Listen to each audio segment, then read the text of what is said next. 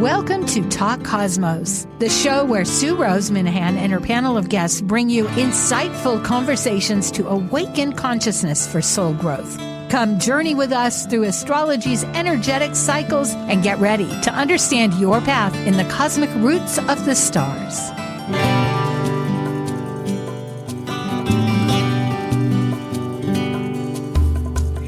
Hello, everyone. I'm Sue, and this is Talk Cosmos, and today, well, we're just pre-recording a couple days ahead, but it will be showing on the 20th, and the new moon is going to be on the 25th, so we have a little bit of time here, and it's in Leo. Leo is fire. Leo is one of the new moons that particularly has every intention you desired, because it's all about actualization. It's about manifestation, and one of the archetypal mantras, or whatever you want to call it, don't take me literally, take me an analogy, right? I'm kind of a wide open screen of description, I hope, to inspire you.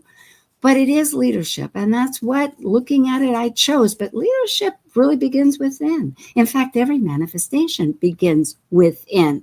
How we interact with other people might depend on how we're even wanting that dream to be. Like, what is our dream? What are we wanting to experience, to become? You know, it's a fire sign. It comes after Aries, as we know, and it goes into Sagittarius. So we're evolving a belief, but we've got to stand up for it and create. A lot of people do that, we know, through children, which it includes, and theater. There's so many manifestations of it, but I'm not, pardon me while I drift off. Let's get right back to it. It is how we're leading ourselves. And this new moon has a bunch of things. And I will say that by things, I mean aspects, energies. And we want to remember that Cancer in last month in June Jupiter went into Cancer, and that's all very personal. It's our personal belief. It's our story of that. So that's an important part of what your intention might be. And the other part is Uranus went into Gemini. It's so fresh. All of this is, and it's about our ideas, innovation. Good luck, folks. I hope this just helps you kind of cue into what our talk wants to expand on, to inspire you. Thank you. And we are ready for archetypal symbols. Synthesizing the new moon consciousness through archetypal Sabian symbols, numerology, lunar mansions, tarot, and astrology, all together illuminating a new moon vision story. This is your Archetypal Symbols panel.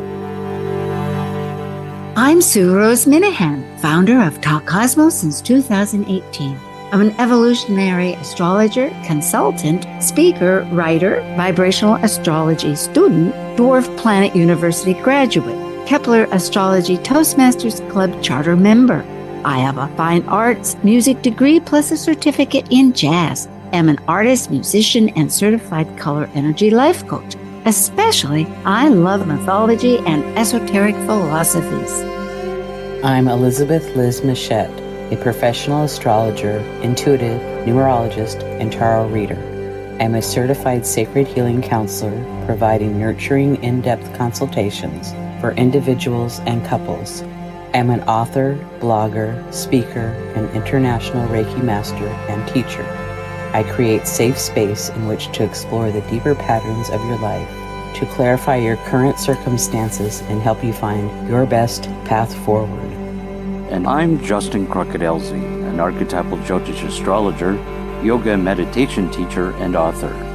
I combine both Western ancient astrology and modern psychological astrology with Eastern Vedic astrology, and I specialize in predictive, electoral, and karmic astrology for individuals and couples. I also do in-depth astrological research into arcane astrological concepts, focusing on the mystical, occult side of astrology. Eleanor Roosevelt once said, "Yesterday is history, tomorrow is a mystery, and today is a gift." And that's why it's called the present. Well, hello to both of you. It's been a few weeks, yes? I think so. Yeah. Hi, Liz. Time is going so fast.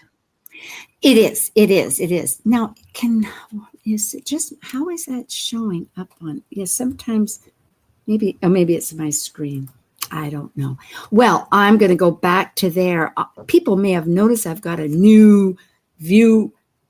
Oh, there we are. Okay, thank you. Whatever. Computers, technology. I'm getting quite related to Uranus happening. Let's look at what we're looking at, Sue, and to you. Last month was karmic readjustment. It was a personal planet. Now it's about leadership in a nutshell, in a sense. It's really, what is leadership? It is internal. It's how we might exude it. So that'll be our way of thinking about it, I hope. The sun rules it rather than the moon last month. It will happen on the 24th of July in the afternoon in Washington, D.C. at 3:11 p.m. Any thoughts? No? Shall we lead on? Yeah, okay. Keep going. Archetypal consciousness. This has a conversation. Leo, it's that, I have creativity and leadership.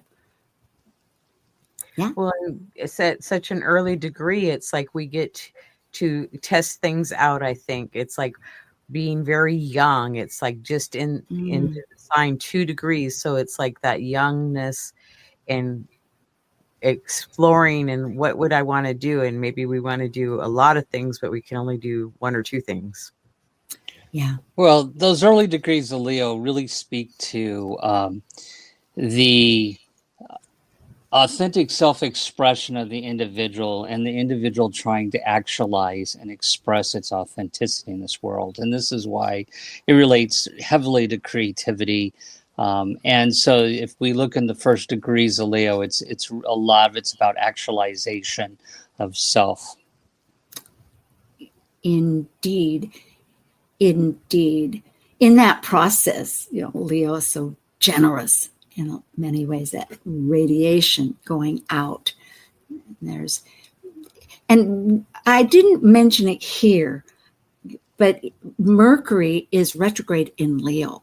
And for this new moon, in fact, it will start, today is the 17th that we're recording this, pre-recording because of our own agendas. Tomorrow it goes into, but it transits, apparent transit at 15 degrees Leo, and then it goes back to 4 degrees as of, I think, August 11th, just to bring people up that it won't go back to this degree, but as we proceed, for those Leo people, it will, well, for any fixed sign, it's well, and the thing about when we talk about Leo and Aquarius, they're very individualistic signs.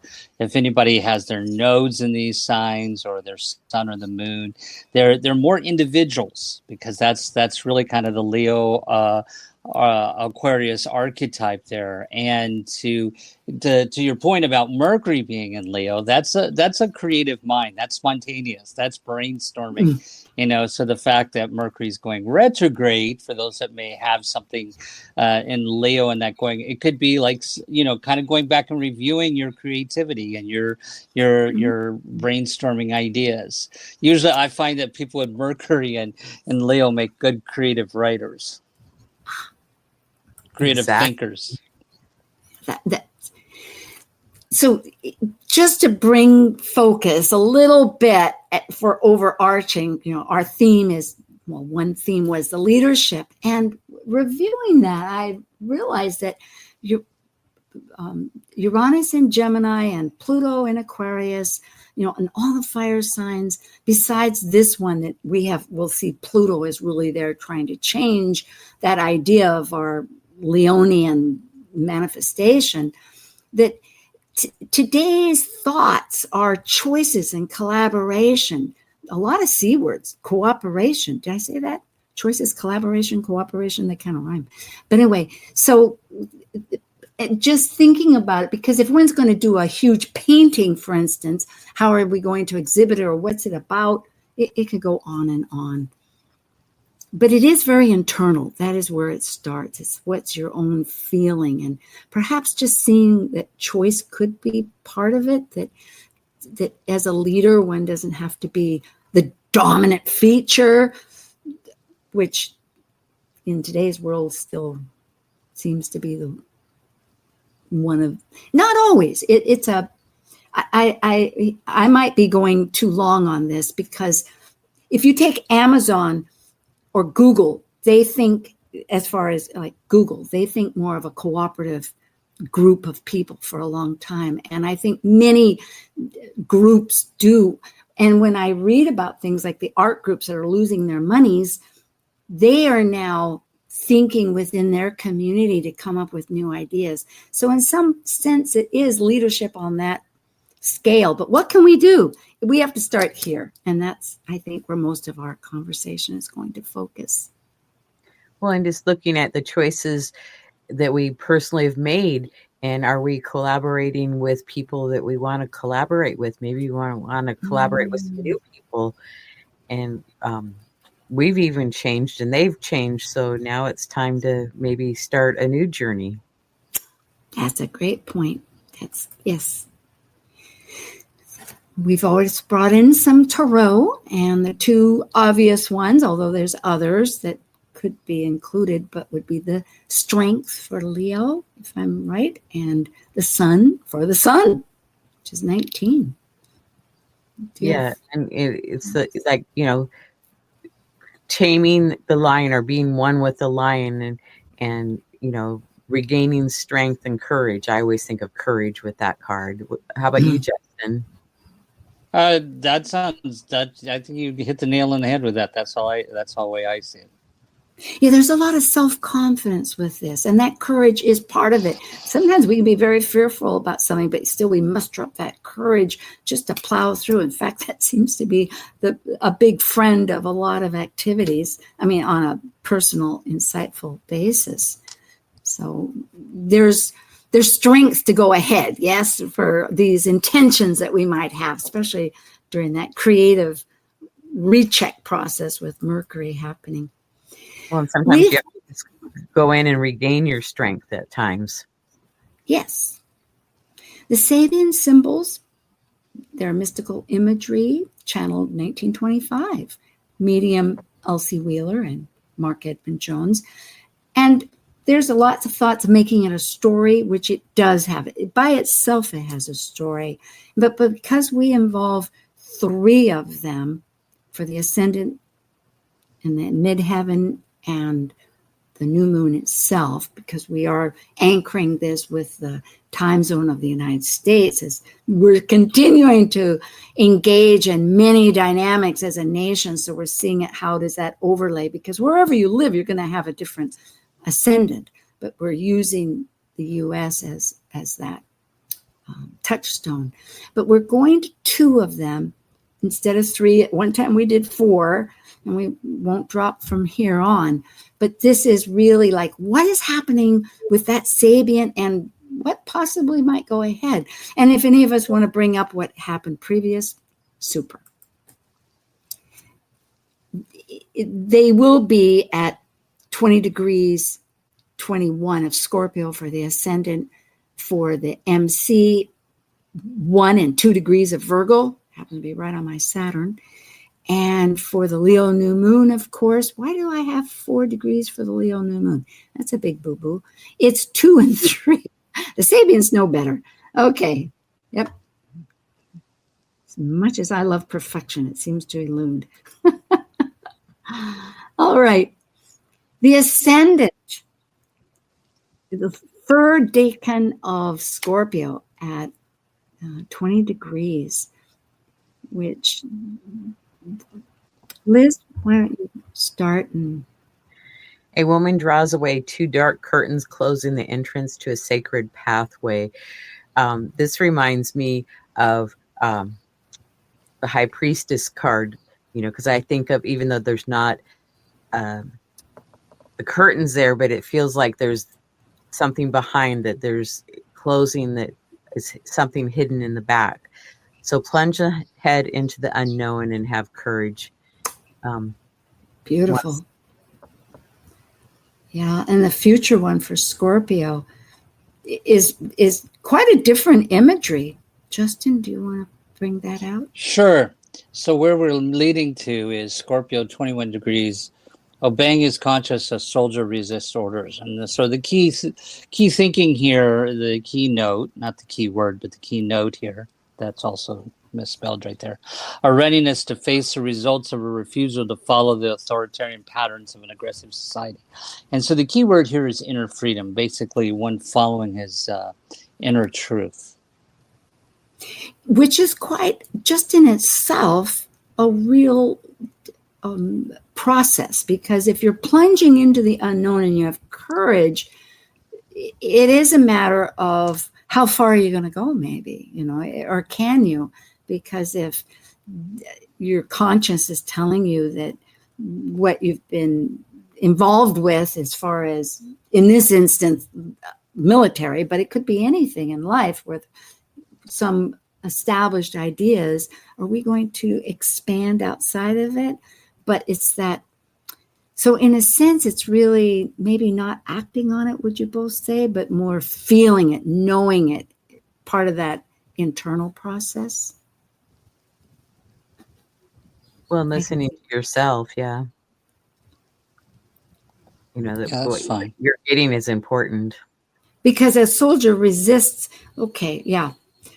Well, it does show that there's a lot to, with Scorpio always, we're going to uncover a lot of depth and see the story, perhaps, what we're engaging in. Well, for the present, Justin, you want to start with the present one and expand on it? I know that is. So the present is Virgo 1 degree for the midheaven for the West, for the United States. And in a portrait, the significant features of a man's head are artistically emphasized. So the keynote here is the capacity to picture oneself clearly, the salient features and overall meaning of any life situation. So basically, we're talking about someone with a really good extreme objectivity. And that's really what the Virgo degree, first degree is. It's a very it's extreme objectivity and discrimination. And so that's really what our key word here is, implied in both analysis and intuition. That's a powerful process in itself, because there's a lot engaging. The analysis is straight ahead, and intuition is quantum. It comes in at different angles, and if you're naturally feeling that, and work it, but they don't always work easily. Sometimes the intuition says, no, don't listen to the. Analysis. Yeah, I had it mixed up. Doesn't listen to the intuition. Well, the future, Virgo 2, a large white cross dominates the landscape. And it's the wisdom and compassion from suffering and isolation that it brings. So it's liberating. It really seems, I know that some of these are quite with the idea of the religious, everything has imagery. And it doesn't mean that we're attaching to it for that. I'm speaking to our audience. But what's both of your thoughts about this one combined? Well, it reminds me of marking a spot where something has occurred. And, like there was the flooding in Texas. So it kind of reminds me of that like there's some major thing has occurred. And, there's been suffering with that. And it brings isolation because you can't get there when something's flooded. And so lots of times the area is marked by something so it's reminded me of that.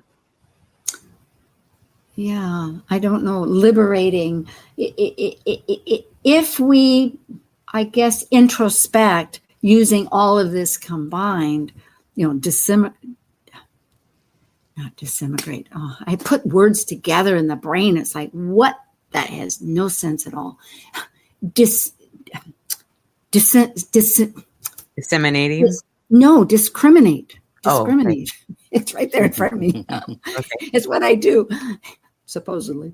Well, for the audience, just to kind of give them perspective, when we're looking at that ascendant, that was really how we were moving forward into it, which the prior Sabian was about channelship or bringing in new information and then plunging. So it's really that we're moving into this intense period of trying to learn and trying to grow. And here, the midheaven is saying, what are we ultimately trying to do with that? Which is really be discerning about the information that's coming in, that discrimination and objectivity. But part of that, we're going to go through some challenge or obstacle or liberating ordeal tension, like a square that causes us to, it doesn't go easy.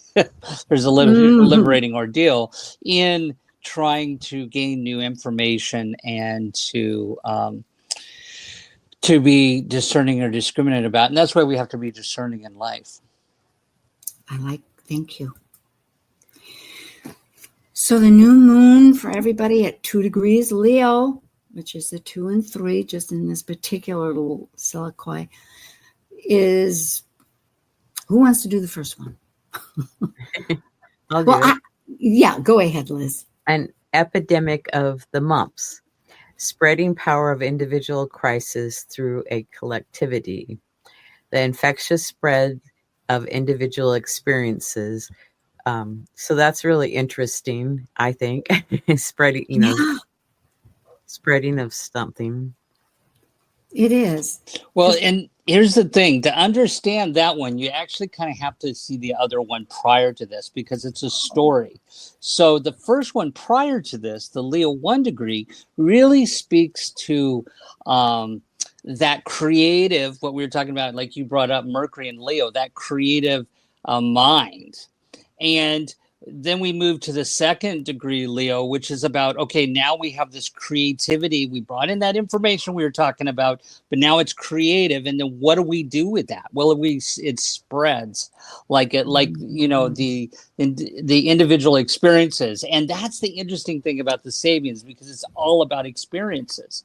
And so there's this really kind of is one of the more really important ones in the Sabians about how the power of individual crisis through a collectivity, meaning that we all go through the same experiences, whether it's in this lifetime or the next lifetime. We all come in as a woman. We all come in as a man. We all come in as straight. We all come in as gay.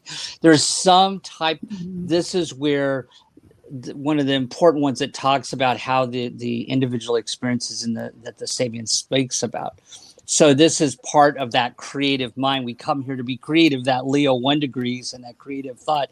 And we have these experiences to bring in that creativity, to express it.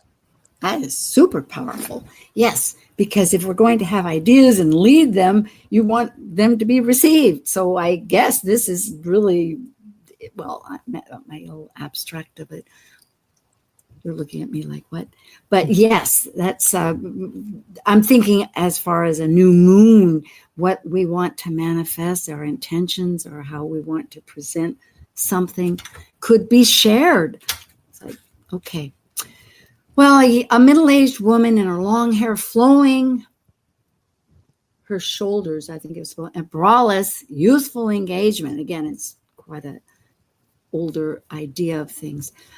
But it is how youth is glorified.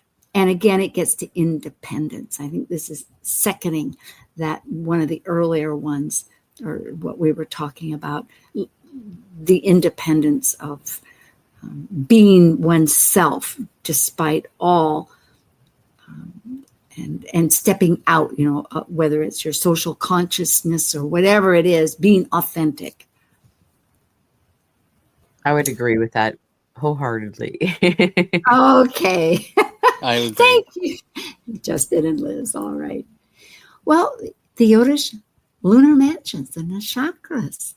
Yeah. So the Jyotish lunar mansions are basically how the sky is divvied up and compartmentalized and basically sectioned off throughout the different constellations. And each one of the nakshatras or lunar mansions has a story to it. So one of the interesting things about this Leo moon is that it is in a nakshatra called Pusha, and it's in the 2nd pada, which is ruled by earth signs. And in the nakshatras, there's always 4 padas. The first pada is always ruled by fire. The second pada is always ruled by earth. The third pada is always ruled by air. And the fourth pada is always ruled by water. So in this particular one, Purusha is called the star of nourishment. And so the themes here is really about nurturing or caregiving. And you had mentioned on that first slide about karmic readjustment, going back to the new moon from past month, which is about reorientating one's emotions. And this one, now that we've reorientated our emotion or realigned our emotions, that now we're going to use those emotions and we're going to nourish others or nourish ourselves. And in this one, because the ruling planet is Saturn and the Navamsa is Virgo, if a person has their moon in this, they'll be the type that will make caregiving or helping others like a duty. And what they're supposed to learn here is to be more focused on the feeling or connecting with emotions. And so it's about giving without expecting anything back. Of course, the Leo is always looking for something back or some recognition. So this comes in and says, no, you're not going to get necessarily recognition. And it also has an element of details and perfection, nurturing, caregiving, cooking, and children. And the ruling deity is Brihaspati, which was the high priest of the gods. And the symbol, of course, is a cow udder because it's nourishing. And so the basis above is creatures to be healed, and basis below is healing therapies. So this moon really, when we get to the essence of it, and we get in these aspects where the Pluto is opposing the moon, and certain things are the moon aspects, there is something here about still reorientating our emotions and transforming our emotions and ourself, and through that we can be healed. This is a very emotional healing moon, by the way, and so that's something, just kind of focus on that. And I think it's part of the reason why we have the Pluto and Saturn are aspecting this moon. Pulls it together. Feeling is so important with Jupiter just in Cancer. I hope we understand how to integrate rather than avoid that or project it. So thank you, because Saturn truly is our guru of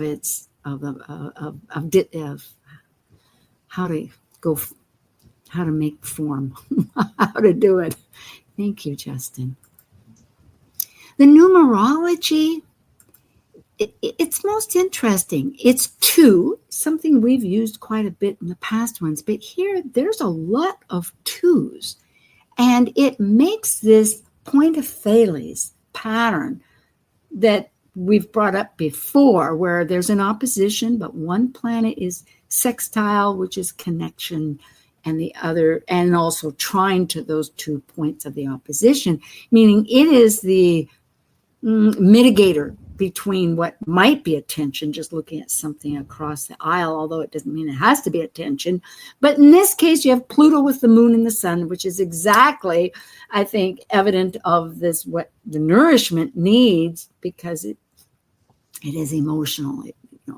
Pluto involves what's underneath, what is obstructing, it's so many ways, but it's psychologically deep and amazing. No, wait a minute. Oh, Neptune, not Uranus. Big difference, folks, big difference. Because Uranus is, in fact, Uranus is in 1-2. Yes. That's it. I was thinking, because we have another slide where it shows that Uranus is also in a Thales. So it's both Neptune, but it's not 2 degrees. That's why. Okay, I'm looking at this. Why didn't I take that? We're just looking at the numbers. Okay, just for the numbers, we've got the sun, moon, Neptune, and Pluto. Whoa. Well, and the number 2 is a social number. It's like doing things with partnership or doing things with other people. So we're looking at our manifesting what's Neptunian, what's our dreams, what's our, on the ideal part, the best part of imagination and ideals and visions. And perhaps too, where have we been deluding ourselves and where have we been escaping? It's a whole archetype of that. But there's a lot of motion, I think, just from this as far as with others then. I guess is what we would think. And on an internal basis, because if it's the sun and the moon, that's our core ego and our emotional basis. And we're trying to create it, but it's needing a lot of, maybe how to find that dream is changing. A lot like what you said, Liz, whether that brings in different people or different experiences or refocusing with Mercury, as it's going retrograde too. It's involved. Right. Come up with a new dream or fine tune the dream that you've had. Yeah, that's it. Well, we do need to take a break, I'm sure. And the new moon, it is an intentional time, 24th or a few days later on the crescent. Liz, I know you love new moons rituals. Right. I like to, put some kind of intention, even just one very simple intention for the new moon. And I do like to wait till the crescent. And oftentimes I'll write down things to release, to bring it in. And then I like to light a candle. It's very simple, but you can make it as in-depth as you want. Good. Well, unless we have another thought, I guess we'll get away and come right back and we'll continue with what does the astrology say? We'll find out. Thank you, Liz Machette, and thank you, Justin Crockett, Elsie. Okay, we'll be back. While we take a break from this week's edition of Talk Cosmos, let's take a look at this cycle's archetype. Currently, we are in the period of Cancer. By leading a cycle based on connecting mental communication to the external, the energy of Cancer involves emotions, which create our personal story through our emotional associations and attachments. As a cardinal water sign that is nurturing, Cancer needs to process emotions in one's own internal rhythm of cycles in order to complete an evolution. Talk Cosmos brings insightful conversations to awaken consciousness for the soul growth with hour-long programs. Talk Cosmos weekly programs are also available to watch live on the Talk Cosmos YouTube channel and Facebook page. While you're there, make sure you click the like and subscribe buttons so you get the full Talk Cosmos experience. Or if you'd rather listen to the show archives with audio only, the entire podcast collection since 2018 is available on most podcast carriers. And to find out about upcoming programs, sign up for the newsletter at talkcosmos.com. So grab your coffee, tea, or kombucha and enjoy the show. This is Martha Norwalk every Sunday morning beginning at 9 a.m. Thanks in part to Dr. Nils Rasmussen at healingministryforanimals.com. We cover the world of animals. This week, it's an encore presentation. Tune in to hear our last behavior training and healing Sunday with me and talk with your human or animal loved ones on this side or the other, and private readings with Natasha. Hope you can join us. Martha Norwalk's Animal World, Sunday morning, 9 a.m. to noon, right here on Alternative Talk, AM 1150. Talk radio that will get you thinking. Alternative Talk 1150. And maybe a little feeling on the side. Archetypal Symbols, new moon consciousness, and it renews, I trust, your intentions with life choices. Liz Machette is a lightpath.com, and she has her YouTube channel at that name. Justin Crockett Elsie has a website with his name, and also Archetypal Yogi, and myself, Sue Minahan with Talk Cosmos. And Liz, your panel is, I know, going along. I'd like to hear about it. Yeah, lots of variety of shows. Justin joins me on a few, and Sue joins me on the Dwarf Planet series. And check it out. Thank you. Yes, indeed. The Astrology Star Sisters and many different exciting venues. Whoops, I think we lost Justin. I hope he comes back. So Justin is an archetypal astrologer, author, and a consultant, and is astrological yogi, and he does quite a few things. Justin, I just talked about you and you were gone, but now he's back again. So That's fine. That's fine. You're good. Thank you. All right. Yes. And myself, youtube.com at Talk Cosmos, you can download. And I had a whole potpourri here of things, of course, about the big planets and, of course, and the Astro Jam, which is exciting, and the vibrational messages for the whole season. But going ahead, and also I worked with Liz. We did one on the summer solstice with the dwarf planets. That's either on her channel or mine at videos featuring me, Sue Minahan. So thanks, everybody, for your support. And to remind folks, it's coming up, the first vibrational astrology conference. It's online. It's very reasonable. It's Labor Day weekend. So it is called Fractal Cosmos, and that's .org. But you might check that out. There's a beginner track for those people that are wondering what really is happening. A lot. We're going to get right to our charts. Oh, boy. This is the Leo new moon, of course, and July 24th. And this is the Washington, D.C. chart at 3:10:57 seconds. But you can round it off to 3:11. What stands out to me here is that Venus and Mars are in an action contest with the nodes, really. But there's more to it. Yeah, because you have this big T-square going on because Mars is conjunct the south node and square to Venus and Hygeia, and then to the north node. So that's a lot of action and adjustments that we're being asked to make. So yeah, and the north node has Nessus, which is another centaur that's very important. Nessus, well, Justin, you tell the story well, but it's really about endings and beginnings, or endings. He at any rate, how to interpret that.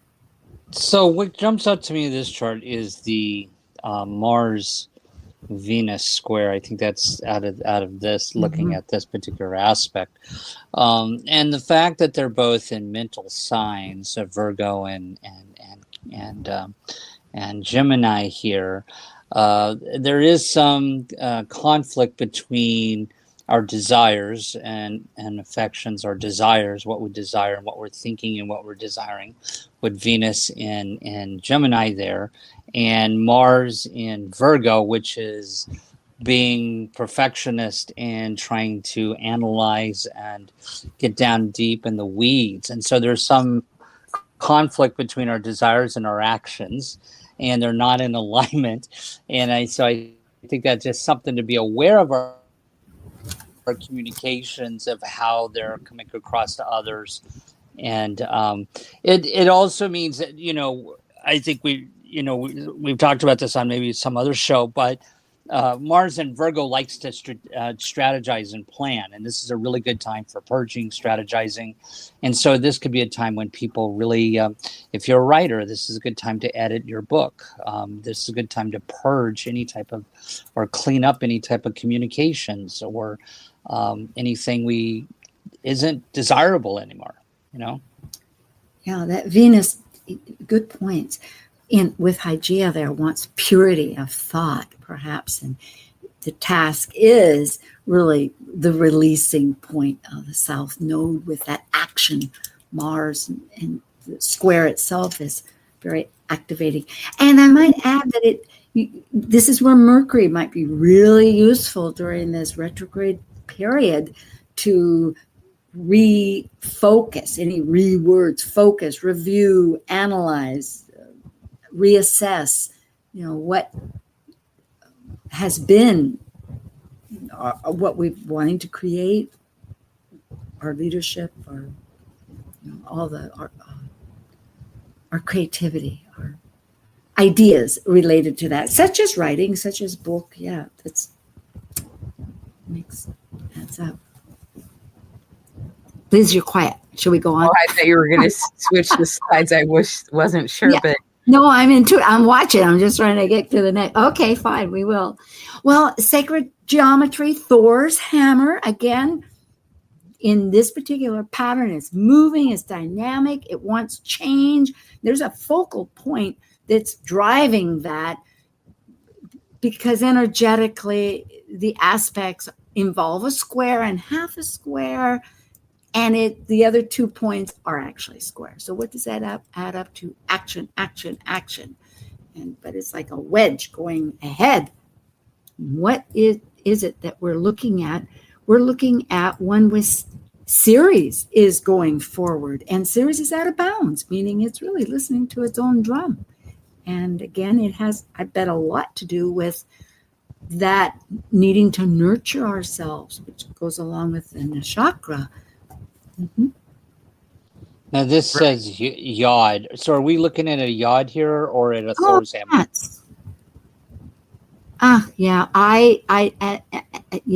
Forget. I just added that before we got on. I realized I hadn't. Okay. So I just wanted to point this out so the audience doesn't get confused here. I'm glad you read. Oh my good. Thank you. Yeah, it's a Thor's hammer because it's 135 degrees. I see that now. Yeah. But the right says yod. So just so the audience doesn't get confused there. Yeah. Exactly. But I think, the thing about this Thor's hammer, the focal point you said is Ceres there, right? And I think, we look at Ceres as to how we're nurtured. I'm going to come back to the nakshatra here about how we're nurtured. And I think this is Ceres being there in Aries. It's also about how we're working on our own emotions here. This is and Lilith there is a part of that too. So I think it's really how where we're reaching out to be nurtured within the collective, that we need to be aware of that. What do you all think? And this would only be for the East Coast, because if you're at any other location, the midheaven is going to be different. So then it wouldn't apply to anybody else. Yes. Although, remember, we're using this as like a part of the national, we're part of this country. And other people in other countries might, just because we're after the election, whatever side we're on, it is deep change that is happening. There's no way we can ignore that. Whether we agree with it or whether we don't, it is happening. And it's happening to everybody all across the world. So that's why we're using this particular chart. So yes, you're right. This yod wouldn't be. But as a citizen, we're dealing with this. Well, there could be a lot of grief coming to the surface too at this point with this yod or this Thor's hammer. Yeah, that's right. Well, there is, just like you brought up, that horrible situation there in Texas with the flooding and weather in itself. Weather is really an issue. The fires back in LA, it's right. There's a lot going on in the world. There's floods and fires and earthquakes and everything. So yeah. And that interesting about the nakshatra for caregiving, feeling it, because if we are caregiving the world to a certain extent, it has been what we've thought we were on some, it's been how we've demonstrated ourselves, giving aid. And what I'm getting at is that to nurture, but to feel that nurturing, such as the Pushya, the nakshatra, Justin, the name of it is called Pushya. Pusha. Yeah, Pushya. So it is a matter of not just going through the rote behavior emotions, of it. Right. You have to understand why you're caregiving it. And it's more about personal connection. Connection versus a duty of service. I can testify that there's so much more joy when you do it that way. It brings something forth. I happen to be involved in that part of my life for giving. And when you reach into that category or that area of real care and understanding, it adds a whole purpose, involvement. Okay. We are now, I think, on the right one, mystic rectangle. There's 4 points, yes. And there's some heavyweights here. Again, it's Pluto.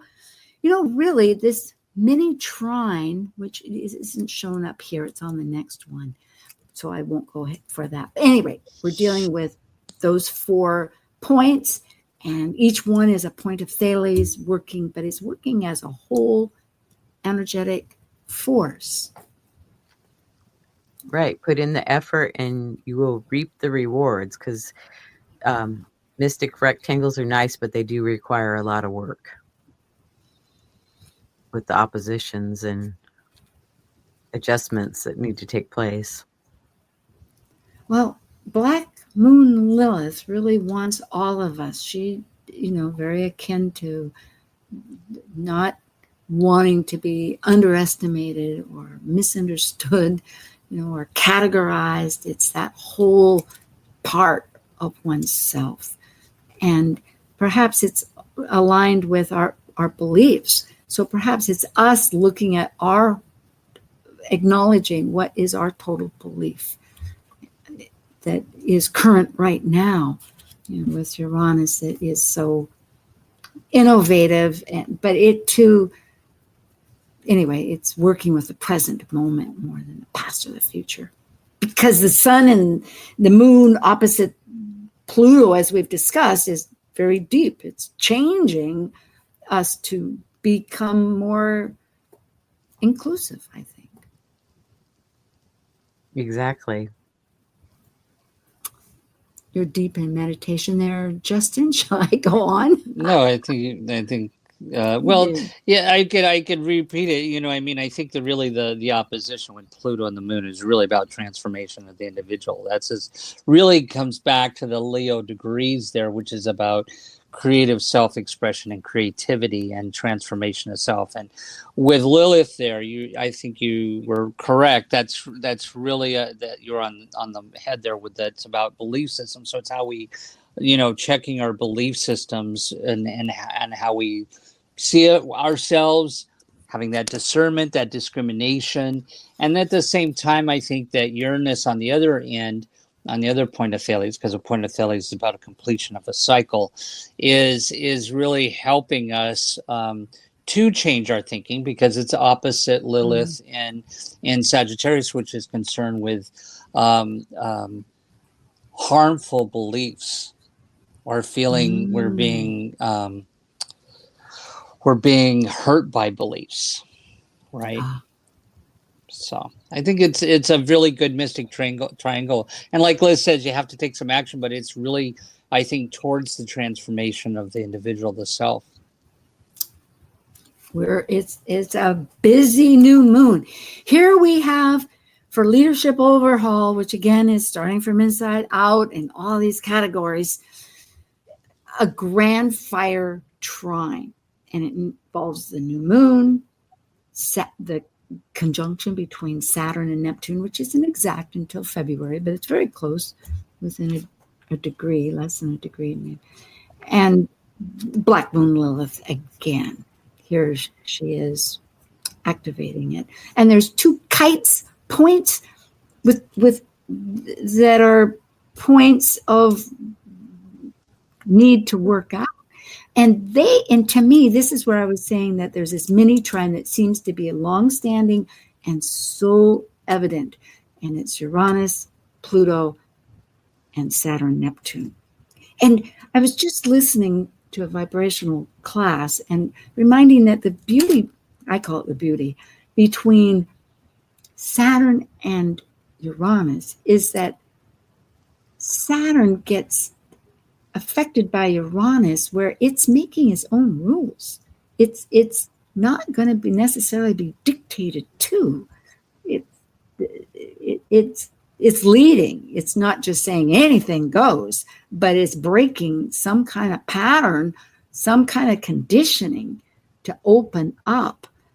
It takes work to accept, to integrate that, to discern that, to fit into the dreams too that one has. Absolutely. So this flowing energy. Go ahead, Liz. Go ahead. Oh, Eeny, meeny, which one? Liz, start. Well, it's just like this flow of energy, even though, we've talked about the points of Thales and the mystic rectangle, which have, some change and adjustments that we have to make. But then there's this energy to assist and help us do that. Mm-hmm. Justin. Yeah, and again, I'm not really sure I would go with overhaul is really kind of the thing here, leadership overhaul, because then that's more of a mundane thing. We're talking about the individual here. And I think, that first degree of Aries, that Saturn in first degrees in Aries is all about the individual and the focus on the individualization of self. And that's why we see a lot of what's going on in the collective with this isolationism and focusing on just me, the individual. And I think it's being really supported with that new moon in those first degrees of Leo. And I think it's really, that Lilith is kind of concerning me there with that a little bit. So I think it's really asking us to check our beliefs about, I think it's important to check our beliefs about how we're transforming ourselves and how we're thinking about ourselves there. And to your point, I love the trine with the Pluto Uranus. I mean, that's been ongoing. And it's just continuing on. That's not just on today, but that's been ongoing for those who may not know. And I think the Saturn, with the sextiling Uranus there, is giving us some pause, because it is asking for change. But anybody that ever has any type of Saturn-Uranus conjunction or aspect in the chart, that they look for change, but they do it in a more conservative way. And I think it's... To your point, I think you're a little bit spot on there. That Saturn is I think a lot of times driving that, what really is the outcome there with that aspect with sextiling Uranus. We've spoken of what point of Thales is. This is a chart that people can see. And there are these other two just to bring up point, because there is one more chart that I want to get to before we close out. But one of them is, what's really important are the nodes, where we've gone, this Virgonian, that's Virgo nodes at 19 degrees that Mars just conjunct before that, to have discernment that we've brought up. Right. So, well, can I point out something important? I think that out of all the point of Thales that you pointed out, I think the one on here to me actually stands out more to what we're seeing going on in the collective, is because Jupiter in Cancer rules families and children, and it's opposing Pholus, which we know is one of the centaurs, and it's in Capricorn, and it's bringing this change of structure here. And as we see that, if we look at it from a mundane astrology perspective, we see this, that, families being torn apart right now. And the whole structure, that's Pholus opposing Jupiter there in Cancer. And it's sextiling Vesta, the hearth. Yes. We're changing the families. We're changing the structure of the families around the hearth. And I think that's part of that. That's just a snapshot of a cycle of a theme that's going on there, Indeed.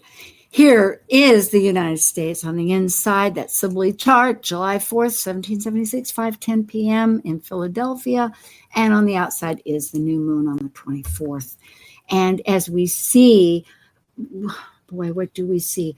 We see that transiting Venus is conjunct Mars, for our Mars of this nation, at 21 degrees. 22, it's 21 degrees Gemini, and Venus is at 22, but that Mars is out of bounds, and along with Venus, natal out of bounds. And on top of that, that Mars, we have a Mars square that's happening with it, because Mars transiting a square that one, along with, so that square that we saw between Venus and Mars is actually engaged with what is our dreams of Neptune. Yeah, speak. Do you have a thought? I hear something going on. It's No, you know, that whole thing is, it just, I know we could do this on the show, but that's that South Node and Mars on the Neptune in the 9th house of the judiciary. This is why we're seeing all this stuff happening with the judiciary. But yeah, it's a lot of changes happening. What do you think, Liz? Oh yeah, just breathe and go with the change. Yeah, it's co-creative right now, folks. Just realize that it does start inside. This is your new moon. So make those intentions. Key to nurturing. Nurture ourselves on this new moon. I like it. I'm getting very important. Well, okay. Blessings. Happy summer. Thank you for joining an insightful conversation on Talk Cosmos, the show where Sue Rose Minahan and her panel of guests awaken consciousness by connecting soul growth patterns with astrology's energetic cycles. Be sure to tune in next week, same time, same place, to continue your journey through the roots of the cosmic pathway.